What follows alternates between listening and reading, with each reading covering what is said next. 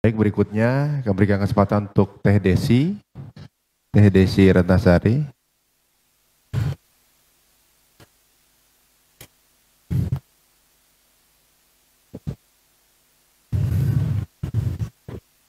Bismillahirrahmanirrahim. Assalamualaikum warahmatullahi wabarakatuh. Waalaikumsalam warahmatullahi wabarakatuh. Saya ingin menanyakan hal materi yang tadi Ustadz sampaikan. Ustadz tadi menyampaikan terkait dengan ada bagian tubuh kita yang kita bisa rasa, kita lihat, badan, dan juga ruh. Yang ingin saya tanyakan adalah konsep ruh. Jika ada teman kami yang memang non-muslim, lalu kemudian menanyakan terkait tentang konsep ruh ini, yang mana mungkin pemikirannya ada pemikiran dari sisi materialis. Apa yang bisa kita jawab tanpa harus melanggar syariah yang kita pahami? Itu saja Ustadz, terima kasih. Assalamualaikum warahmatullahi wabarakatuh. Waalaikumsalam warahmatullahi wabarakatuh. Hampir semua agama meyakini adanya ruh. Makanya orang barat yang berfilsafat materialisme sekalipun, tetap ketika terjadi kecelakaan di laut, di udara, mereka tetap menyebut SOS, Save Our Soul. Selamatkan ruh, selamatkan jiwa kami. Dan kita sebagai orang Indonesia, walaupun ada non-muslim, sepakat itu. Maka dia katakan, bangunlah jiwanya, bangunlah badan. Bangunlah jiwanya, bangunlah badannya. Kalau ada agama di Indonesia yang tidak percaya ada roh, maka saat nyanyi itu dia diam aja. Bangunlah, bangunlah badannya. Karena yang dia lihat hanya badan.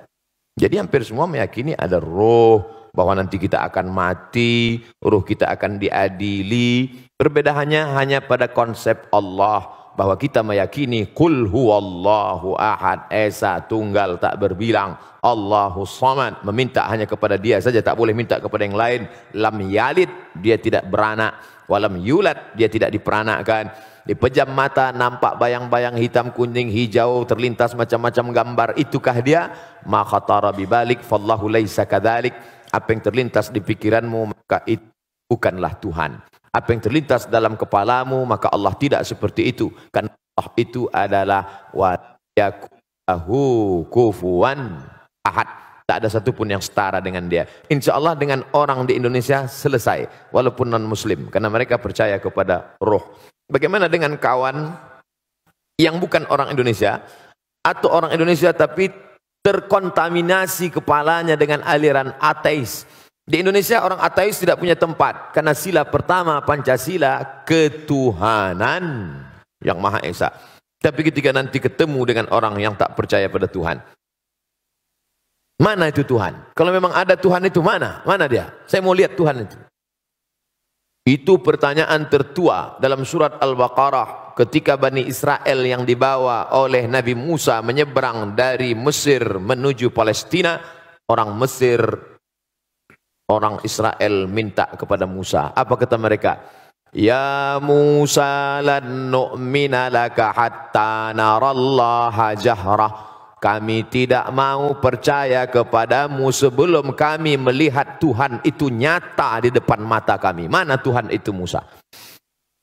Maka nanti kalau teman-teman ada orang nantang gitu, mana Tuhan itu? Habis itu tempeleng dia langsung. Oh, paham. Habis itu tanya, ente marah ya? Iya. Mana marah itu? Bisa kita tunjukkan. Ini loh marah itu. Tak ada. Marah, benci, rindu, cinta, rasa, tak ada. Maka setiap orang yang ingin mengungkapkan rasa dengan kata-kata, kata terlalu miskin untuk mewakili rasa.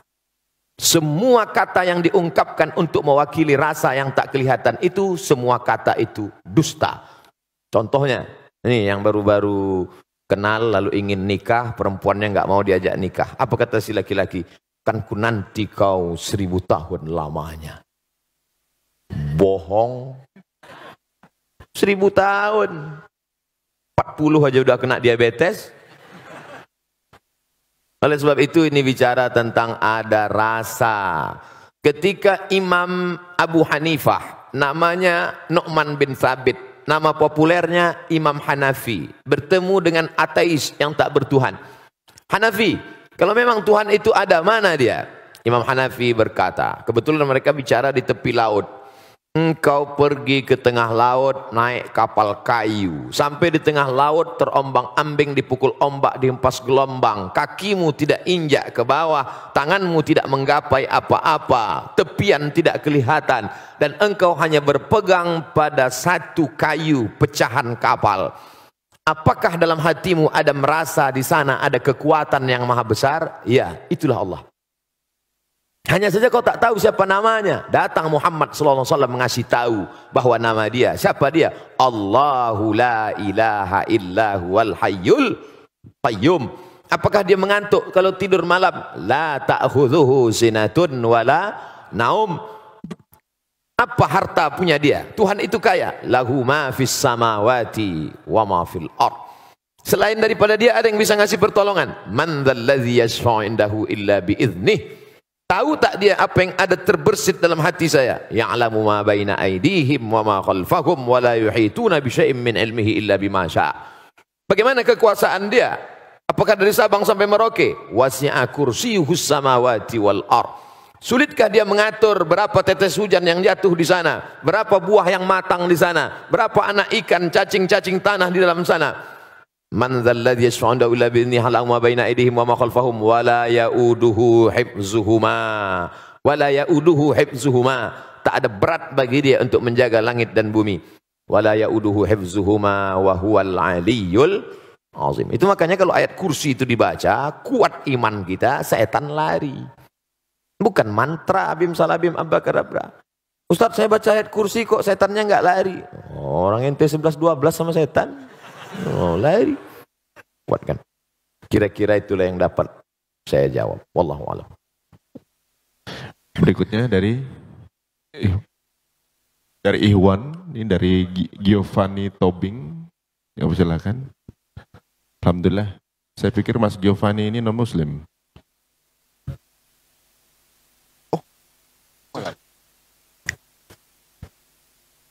Silakan Mas Giovanni.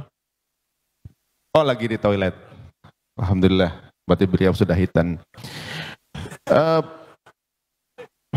Ronaldo.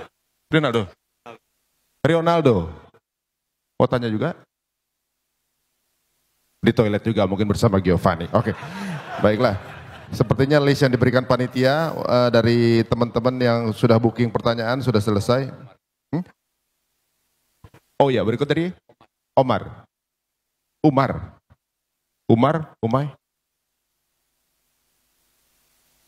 Mita, itu Ustadz loh. Oh, Kang Omar Dhani, mangga. Sudah, aman? Oke, aman. Ada lagi pertanyaan dari Iwan? Mas Alvin Adam. Assalamualaikum warahmatullahi wabarakatuh, Ustaz. Waalaikumsalam. Kenalkan saya Alvin. Tadi saya dengar Ustaz bilang bahwa yang tahu benar dan salah itu cuma Allah Subhanahu wa Ta'ala. Di kajian tadi. Yang ingin saya tanyakan Ustaz, bagaimana kita berdialog dengan kalbu kita pada saat kita sharing, syiar, coaching, atau apapun istilahnya, ke banyak orang, supaya kita tidak menyakiti hati orang yang bersangkutan. Ini terjadi karena saya besar dari keluarga yang majemuk Ustadz. Pluralisme banget, terus terang. Jadi agak sulit bagi saya untuk mencoba. Di satu sisi saya yakin bahwa apapun yang disampaikan yang ada di Al-Quran pasti betul. Tapi bagaimana saya berdialog dengan saudara-saudara lain saya yang tidak seiman, supaya saya tidak menyakiti mereka, tapi saya betul tidak mengurangi ketakwaan saya pada Allah Subhanahu wa Ta'ala. Baik. Itu Ustaz. Assalamualaikum warahmatullahi wabarakatuh. Waalaikumsalam warahmatullahi wabarakatuh. Nanti Giovanni kebetulan juga balik. Jadi bertanya Gio? Sekalian? Oke, boleh. Berarti sekaligus dijawab dua, gak apa-apa Ustaz? Ana jawab dulu. Jawab ini dulu. Oh, takut lupa. Mas Alvin. Ya. Baik. Saya jawab satu-satu. Saya takut lupa. Mas Alvin yang berkehidupan majmuk dalam keluarga, setelah pulang pengajian lalu memanggil keluarga-keluarga yang non-muslim, duduk sini semua. Setelah duduk lalu disampaikan, Inna dina indallahil Islam. Agama di sisi Allah adalah Islam. Wa man yabtaghi ghairal islami dina. Siapa yang mencari agama selain dari Islam, falan yuqbala minhu, maka dia tidak diterima. Wa huwa fil akhirati minal khasirin. Di akhirat neraka jahanam tempatnya. Kira-kira apa yang terjadi? Selama nggak diupload nggak apa-apa. Pertanyaannya, apakah yang disampaikan tadi benar? Benar. Ini kita bukan bicara masalah kebenaran tidak kebenaran, tapi dalam Islam diajarkan ud'u ila sabili rabbik, ajak orang ke jalan Allah bil hikmah wal mau'izatil hasanah, suri tauladan yang baik, santun, kelembutan. Saya cerita, ada seorang imam dari kalangan tabi'in, Nabi Muhammad SAW, di bawah Nabi sahabat Nabi, di bawah sahabat Nabi tabi'in. Orang yang ketemu dengan Nabi sahabat, yang ketemu dengan sahabat namanya tabi'in. Nama tabi'in ini Al-Imam Al-Hasan Al-Basri, meninggal tahun 110 Hijrah di kota Basrah, Irak. Dia rumahnya di tepi bukit, sehingga tetangganya di atas, dia di bawah. Suatu ketika dia sakit, tidak keluar rumah. Tetangganya turun dari atas, non-muslim, menjenguk ke rumahnya, dilihat di ruang tamu, mana Hasan Basri? Ya tidak ada, dia di kamar, dijenguk di kamarnya. Hai Imam Hasan Al-Basri, ya apa kabarmu? Aku sakit. Itu di pojok rumahmu ada ember. Iya. Apa itu ember? Menampung air dari atas. Air apa? Aku tidak tahu, aku tampung saja. Kalau tidak salah itu air WC. Air WC si non-muslim jatuh menetes ke bawah. Lalu kemudian dia bertanya, berapa lama sudah kau menahankan air menetes ini? Ishruna sanah, 20 tahun. Ajaran apa yang mengajarkanmu seperti ini, wahai Hasan Basri? Saksikanlah wahai Hasan Basri, asyhadu an la ilaha illallah wa asyhadu anna Muhammadan Rasulullah. Tersentuh hatinya karena akhlak dan kelembutan. Berapa banyak orang tua yang dulu kehilangan anaknya ketika orang tua itu masih satu keyakinan dengan dia, tak pernah datang, mabuk narkoba, tapi ketika sudah masuk Islam, membawa makanan, menyentuh kebaikan, memeluk ciumnya, karena Islam tak melarang putus hubungan walaupun beda agama. Akhirnya orang tua itu tersentuh, berkata, dulu kusangka kalau anakku pindah agama dia akan hilang. Tapi justru sekarang kau makin dekat dengan aku, saksikanlah na asyhadu an la ilaha illallah wa asyhadu anna Rasulullah. Tapi sayangnya itu hanya di sinetron aja. Kita mau contohkan real dan nyata.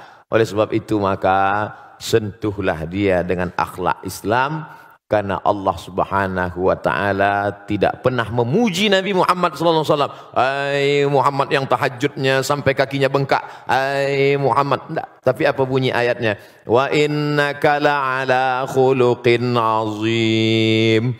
Sesungguhnya engkau wahai Muhammad sallallahu alaihi wasallam berakhlak mulia. Akhlakul karimah. Makanya Nabi itu datang, apa kata dia? Innama bu'istu liutammima makarimal akhlak. Aku datang untuk menyempurnakan akhlak. Anak Abu Bakar namanya Asma. Asma ini satu ayah dengan Aisyah istri Nabi, tapi lain ibu. Ibunya non muslim. Setelah Asma pindah dari kota Makkah ke kota Madinah, ibunya rindu, datang ingin menemui Asma. Asma takut bertemu ibunya karena non-muslim. Akhirnya melapor ke Nabi, ya Rasulullah, ya ummi qadimat, ibu saya datang. Afa asiluha, ibu saya datang jauh dari kota Makkah, tapi saya takut menemuinya karena akidahnya berbeda. Bolehkah saya silaturahim dengan dia? Kata Nabi, apakah Nabi menjawab, ini pedang pancung kepala makmu. Kata Nabi, siliha, silakan sambung silaturahim.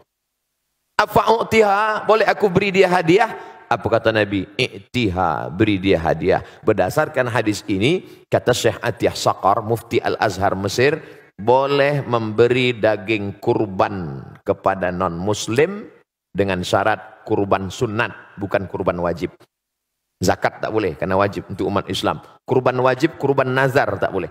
Kalau nanti saya punya anak, saya bernazar mau kurban ya Allah, tapi kalau enggak punya anak sampai mati enggak mau kurban, itu enggak boleh. Kurban sunat boleh. Jadi saudara saya Mas Alvin, maka tunjukkan saja dengan perilaku, dengan kelembutan, dengan akhlak, tahadu tahabu, saling berbagi hadiah, maka kau akan berkasih sayang. Bersalaman, menghilangkan kedengkian, kemarahan, kelembutan, maka insya Allah, tapi tetap dengan berpegang ada aturan-aturan. Kehidupan sosial tak masalah, tapi kalau sudah terkait dengan akidah, harus tegas. Wala ana abidum ma'abadtum wala antum abiduna ma'abud lakum dinukum waliyadin. Wallahu a'lam.